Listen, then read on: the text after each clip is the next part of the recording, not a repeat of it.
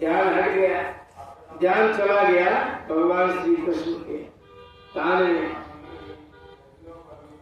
उनकी सास आई कहे, अरे बाबूजी ये क्या कर रही हो, क्या कर रही हो? दूध तो तुम्हारा कोई जमीन में गिर रहा है। अरे माई मुझे ध्यान ही नहीं रहा। इस प्रकार से सब जो है ये उसका प्रभाव है। भगवान श्री कृष्ण जब काम छोड़ के तो महाराज सब लोग अपना अपना काम छोड़ करके, कोई महिलाएं वस्त्र धारण कर रही हैं तो ऊपर का वस्त्र नीचे, नीचे का वस्त्र ऊपर। ये सब ध्यान की बात होती है, भक्ति की बात होती है। इतनी भक्ति की पराकाष्ठा में ब्रजवासी रहते कि हमेशा भगवान के ध्यान में तत्पर रहते और हमेशा प्रार्थना करते रहते, हे भगवान हमारा उद्धार करिए, हमारा उद्धार करिए। आपके बगैर हमारा कोई उद्धार करने वाला नहीं है। प्रभु कोई ना, अरे प्रभु कोई ना सहारा बिना तेरे, प्रभु कोई ना सहारा बिना तेरे, नंदलाल सैया मेरे, प्रभु कोई ना सहारा बिना तेरे, नंदलाल सैया मेरे, नंदलाल सैया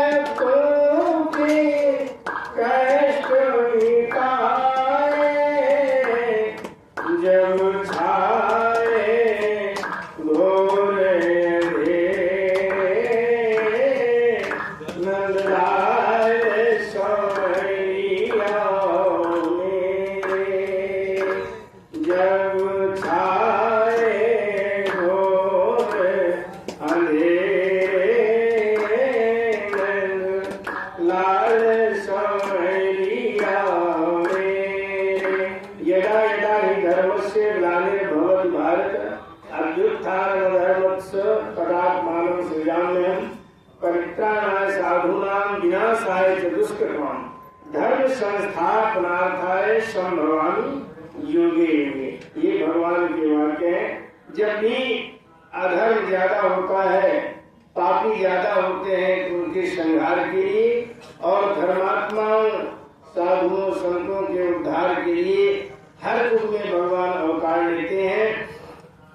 तो तुम हर युग अंदर आए, भक्तों की कष्ट मिटाए, जब छाए घोर अंधेरे, लाल समरिया में, जब छाए घोर अंधेरे, लाल समरिया में,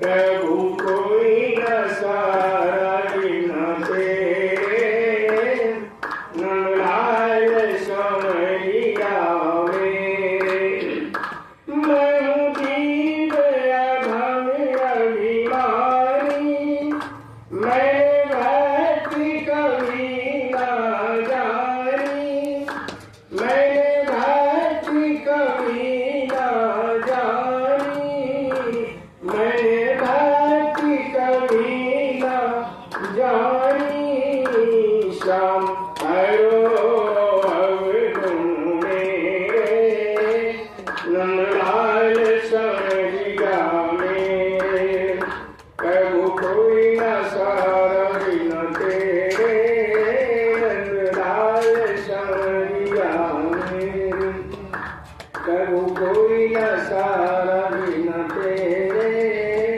नंदलाल समरिया में, प्रभु कोई न सारा बिन तेरे, नंदलाल समरिया में। जब भगवान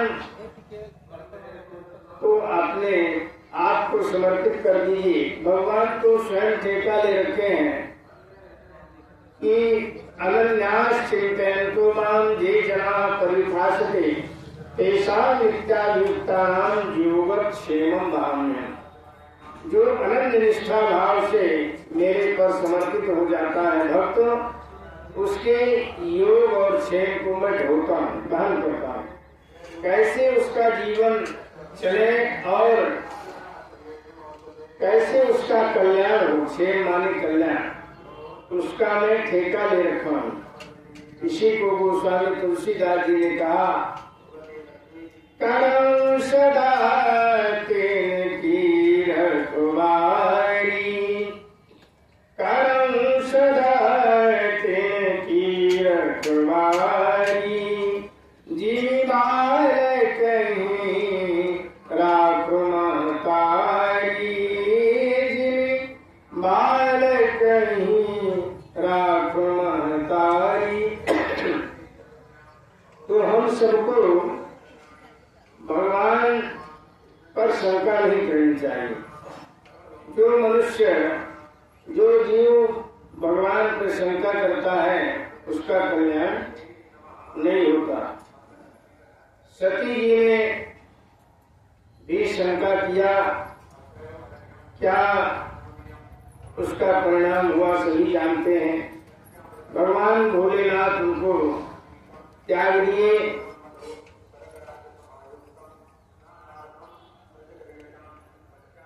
इसलिए जहां भी हमें शंका हो, अपने गुरुजनों से बैठ करके समाधान कर लेना चाहिए। धाम्ना स्वेन सदा निरस्त कोकं सत्यं परं धीमहि, स्वेन मथुराख्येन धाम्ना तन्निवासिनां सदा सर्वदा निरतां कोकं संसार लक्षणम तेन तम। भगवान ने मथुरादि धर्मों के निवासी में, मथुरा में निवास करने वाले जितने भी लोग हैं भक्तों का, भगवान ने संसार के प्रपंच को समाप्त किया। उपदेश दे करके संसार का प्रपंच नष्ट किया। और धर्म का उपदेश दिया।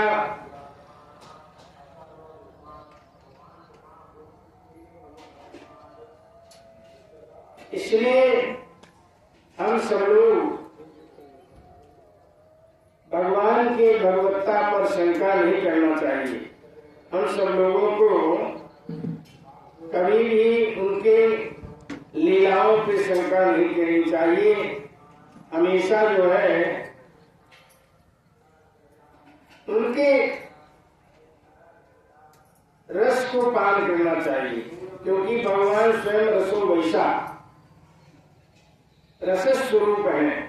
उनके गुणानुवाद का गान करना चाहिए। उनके गुणानुवाद से जो रस निकलता है उस रस का पान करना चाहिए।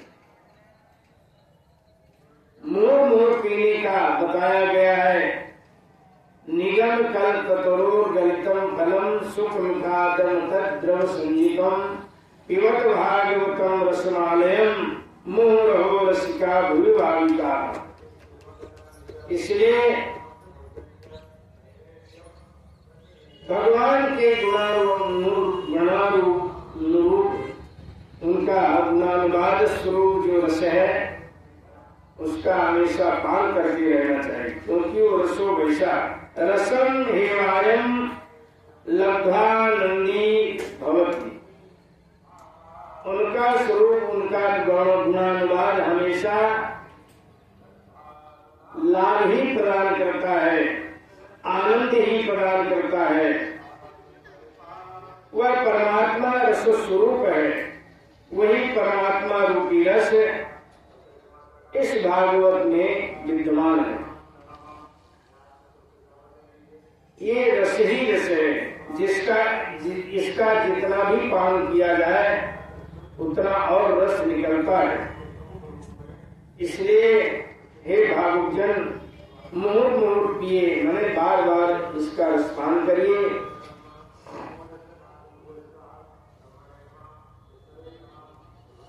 तब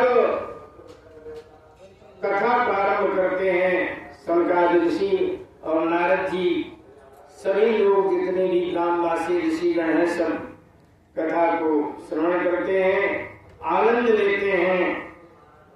बता रहे हैं कि महाराज सुखदेव जी की चर्चा करते हैं कि सुखदेव जी का जब जन्म हुआ 12 वर्ष के बाद हुआ। एक बार भोलेनाथ शिव जी हिमाचल पर्वत पर बैठे हुए थे, क्योंकि वो जंगल में ही रहते थे। उनके भाग्य में कोई मकान इत्यादि था ही नहीं, वैभव नहीं था। कुटिया में रहते थे, वृक्ष के नीचे रहते थे। पार्वती मैया के आग्रह पर वो अमृत कथा मैंने सुना रहे थे। वो कथा क्या है? अपने इष्ट की कथा, भगवान विष्णु भगवान राम की कथा जो है सुना रहे थे। और ये शर्त थी, कथा सुनते समय कोई सामने हुंकारी भरने वाला हो तो कथा में आनंद आता है ना। तो भगवान शंकर ने पार्वती जी से कहा कि तुम हुंकारी भरते रहना बीच बीच में, तो मैं समझ जाऊंगा कि तुम कथा सुन रहे हो। क्योंकि भगवान भोलेनाथ तो ध्यान आंख बंद करके अपना कथा सुनाते हैं, क्योंकि कथा तो भगवान की गुणानुवाद जब आंख बंद करते हैं तब झांकी सामने आती है, तो उनके गुणों का बखान होता है, गुणानुवाद होता है, उनके लीलाओं का गुणानुवाद होता है। भगवान भोलेनाथ आंख बंद करके और कथा सुना रहे हैं।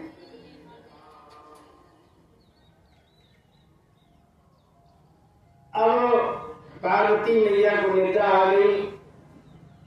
वृक्ष के ऊपर एक तोता बैठा हुआ था। वो तोता जो है बैठे बैठे तोती रही होगी, वो बैठी थी और कथा हुंकारी उभर रही थी।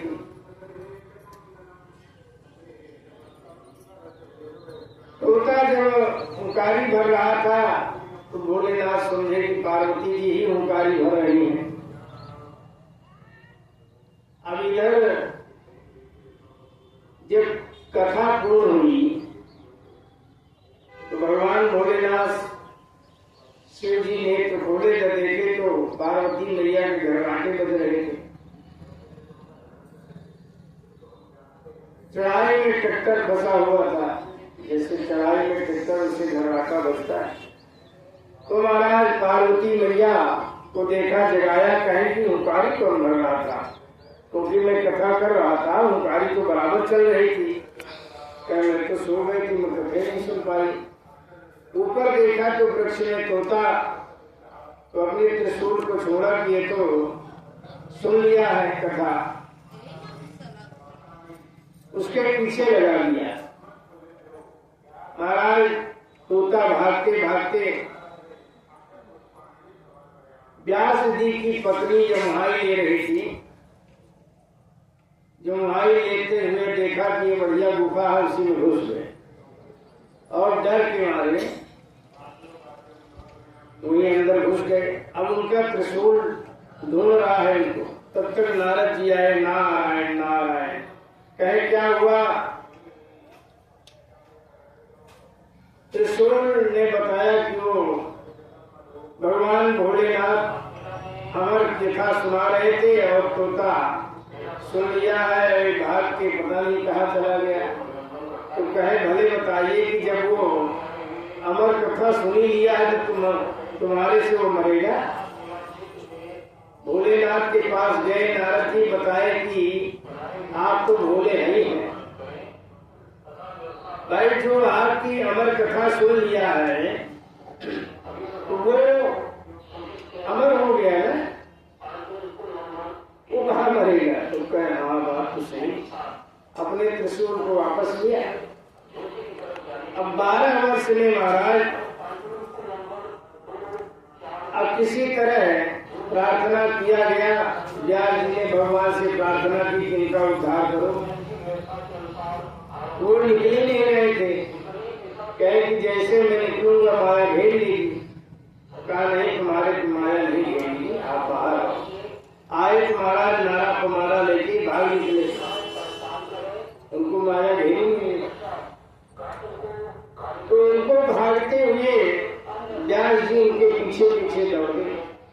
यं प्रव्रजन्तमनुपेतमपेत कृत्यं दैपायनो विवेकातरः जुहावा पुत्रेति तन्मयतया करोभिनेदुस् तं सर्वभूतहृदयं मुनिमानतोऽस्मि। महाराज जो जन्म लेते ही परिव्रजन हो गया, उन्हें परिव्राजक हो गया। परिव्रजती थी परिव्राजिका, जो घूमने लगा। सन्यासी को एक जगह नहीं रहना चाहिए। परिव्राजक हो गया। ब्रजगतो धातु से का उपसर्ग लगा हुआ है, जिसका वैराग्य उच्च कोटि का होता है, उसे परिव्राजक कहते हैं। वो महाराज अब व्यास जी उनके पीछे पीछे दौड़ रहे हैं, वृक्षों से पूछ रहे हैं, हा पुत्र हा पुत्र हा पुत्र। वृक्षों से पूछ रहे हैं कि मेरे पुत्र को देखा? वृक्षों ने जवाब दिया कि आप इतने ज्ञानी हो करके और पुत्र मोह में दौड़ रहे हैं।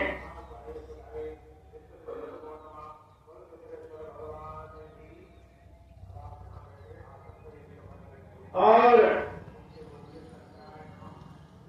आगे बढ़े, माने वृक्षों ने उनको ज्ञान प्रदान किया। और आगे जाते हैं, एक सरोवर में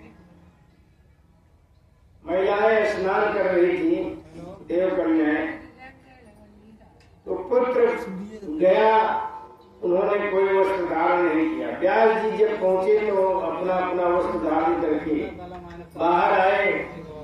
व्यास जी ने कहा कि मेरा 12 वर्ष का जवान पुत्र यहाँ से गया और आपने वस्त्र धारण नहीं किया,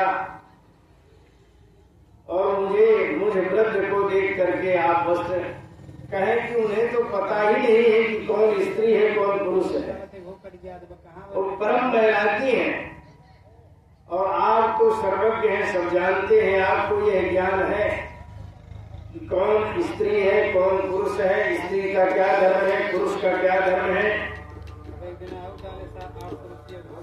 और ये माया की नगरी है, माया की नगरी में जो प्रवेश कर जाता है उसको भगवान की माया घेर लेती है। बहुत माया दुरत्या, भगवान की माया बहुत कठिन है, उसी प्रकार घेर लेती है जैसे भूमि परत डावर पानी, भूमि परत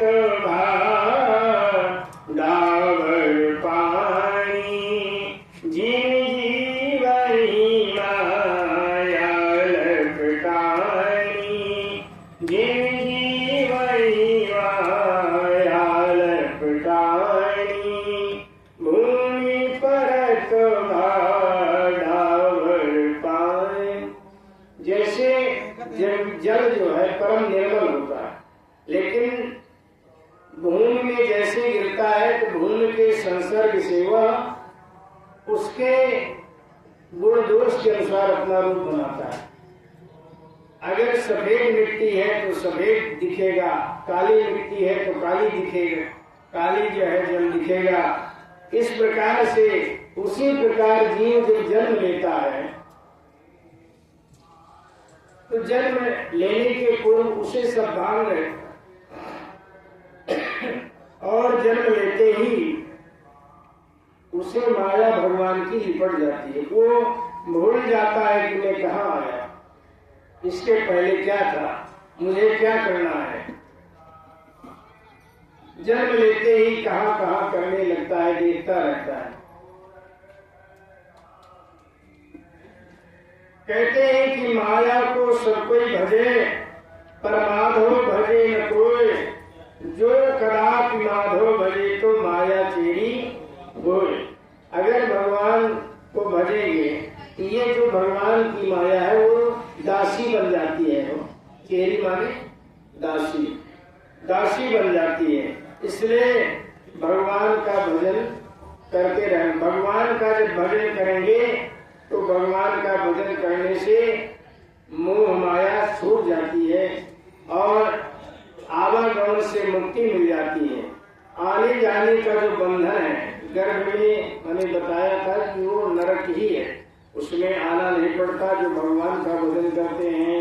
इसलिए हम सब लोग भी भजन करें। गोविंद गोविंद गोपाला भजो, गोविंद गोविंद गोपाला भजो, गोविंद गोविंद गोपाला भजो, मुरली मनोहर नंदलाला भजो, मुरली मनोहर नंदलाला भजो, गोविंद गोविंद गोपाला भजो, गोविंद गोविंद गोपाला भजो, मुरली मनोहर नंदलाला भजो, मुरली मनोहर नंदलाला भजो, मुरली मनोहर लाला। तो भगवान का जब भजन करेंगे तो भगवान स्वयं जो है दीन बंधु हैं, दीन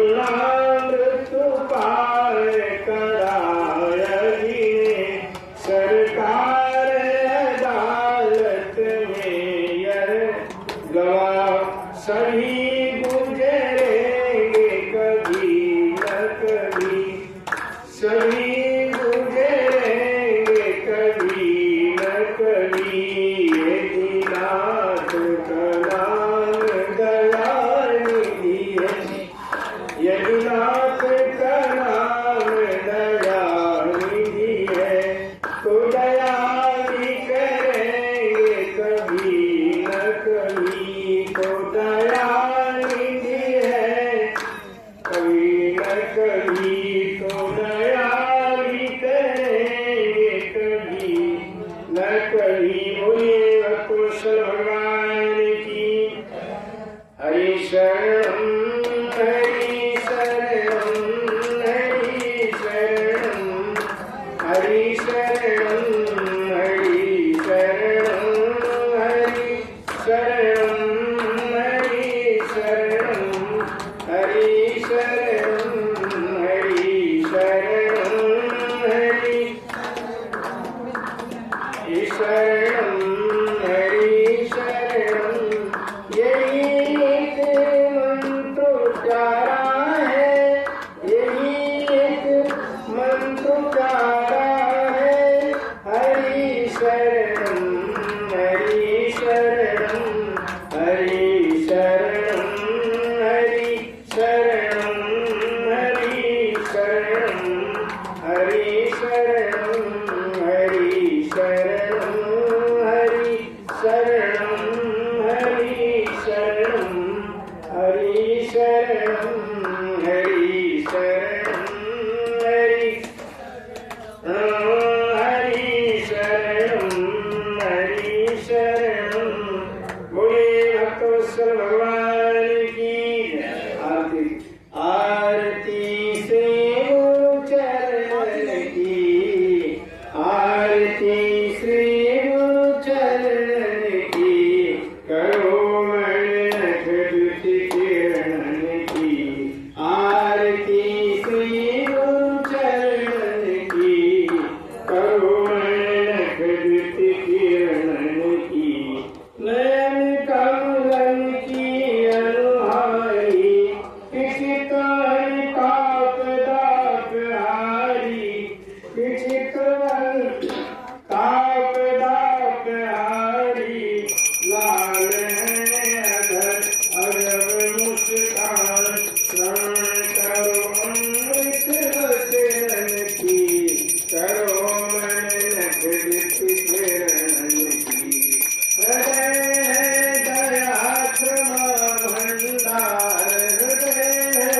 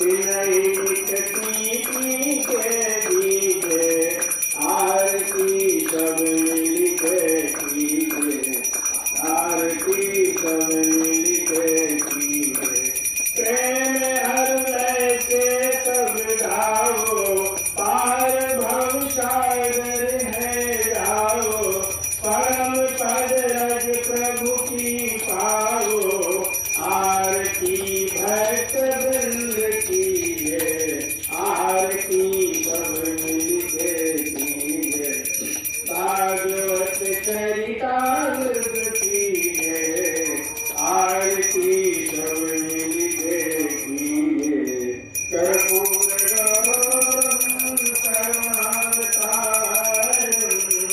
संसार सारम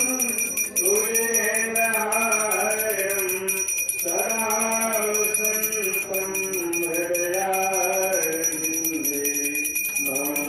भवानी सहितम तुम्हें माता कविता तुम्हें बंधुश्च सखा तुम्हें विद्या द्रव्यम तुम्हें सर्वं मम देव देव तुम्हें सर्वं मम देव देव ये तीर्थानि प्रचरन्ति श्रीकालकानि गम्या एकां शास्त्रयोगने बन्धानि कर्मसि जलेन शीतलीकरणं पुष्पैः देवाभिवन्दनम् आरोग्यार्थे आत्माभिवन्दनम् हस्तो वृक्षालयं पुष्पाञ्जलि हरे ओम नारायण धर्माणि प्रथमान्यासन्न तेहनाकं महिमानः सजन्त पूरे साध्याः सन्ति देवाः मन्त्रहीनं क्रियाहीनं भक्तिहीनं सुरेश्वर यत्पूजितं मया देव परिपूर्णं तदस्तु मे यदक्षरपदभ्रष्टं मात्राहीनं च भवेत् तत्सर्वं सम्यक्